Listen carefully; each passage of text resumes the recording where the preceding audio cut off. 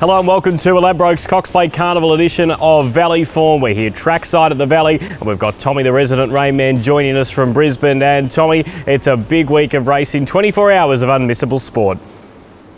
Doesn't get any better than this, Benny. I've been excited all week. The countdown is well and truly on now. Friday night won't be the same, not at the track, but should still be outstanding night's racing. And then Saturday, obviously the big one, the 100th running of the Ladbrokes Cox Plate. Let's get stuck into the $1 million feature on the Friday night. It is for the sprinters, the Ladbrokes Manikato Stakes. And Tommy, it's an even field of 11 starters. Which way did you warm to?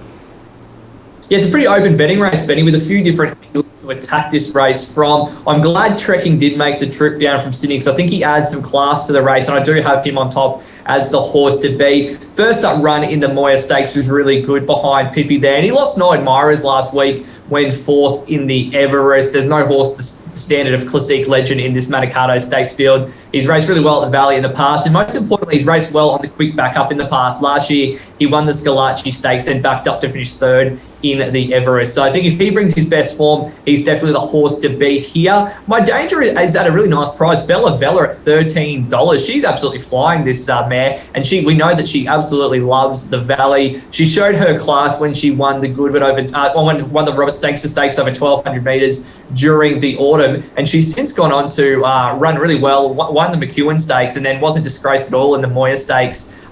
She runs a strong 1,200 metres. The Valley absolutely suits her. So I think at $13, she's well and truly over the odds. I agree with you on Trekking, Tommy. Very hard to beat on the quick backup. The other horse I think's worth including is Haydock, who draws well and we know races well and now getting fitter out to the 1,200 at the Valley. That takes us on to the big dance on Saturday. It is the 100th running of the WS Cox Plate. Tommy, an outstanding lineup, a capacity field. How did you dissect them in the Weight for Age Classic?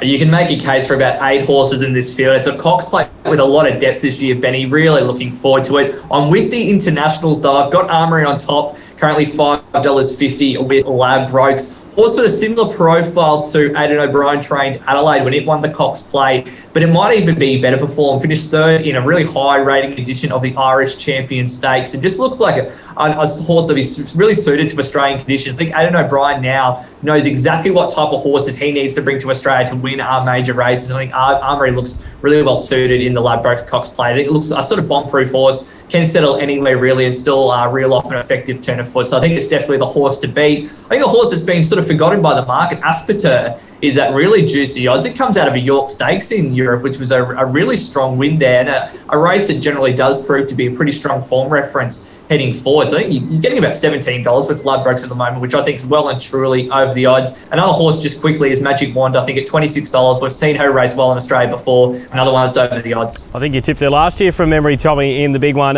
From my perspective, I agree with you. We're in the same camp again. I think Armory in the Irish Champion Stakes form is certainly the lock-in form for the race.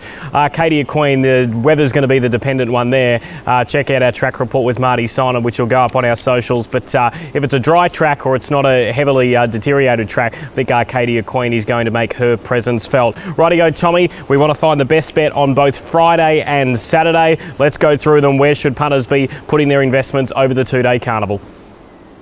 Benny, Friday night, I'm in race 3, number 5, Samson, returns to the races after a stint in the Spelling paddock. Last preparation went to another level in the winter, has form around Alpha Dioro, finished in the placings in the Bletchley Stakes. So I think it's really strong form for this race at the Valley on Friday night. I think it'll be really tough to beat. On Saturday in the Powerflo Solution Stakes, I'm with race 5, number 2, Graceful Glamour, a favourite of mine.